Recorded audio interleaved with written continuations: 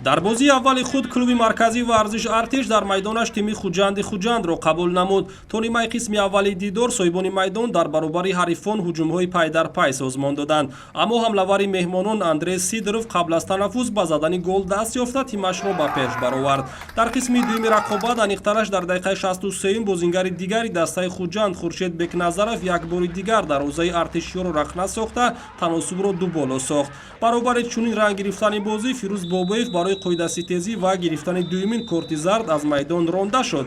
Бо вуҷуди 10 нафара бозӣ кардан соҳибони майдон дар дақиқаи 76 ба як голи меҳмонон ҷавоб гардониданд. Ин голро Шодибек Ғафуров бо истифода аз зарбаи кунҷӣ ба ҳадаф расонида ҳисобро 2-1 кард. Дар дақиқаи охири бозӣ футболбозони дастаи хуҷанд аз ҳолати пеналти ба задани голи сеюм даст ёфтанд. Дар задани зарбаи ҷаримавии 11 метра Манучер Ахмедов иштибоҳ накард. Ҳамин тариқ ноиб қаҳрамони кишвар бошгоҳи хуҷанд рақобати аввали худро дар чемпионати имсолаи мамлакат бо ғалаба анҷом дод.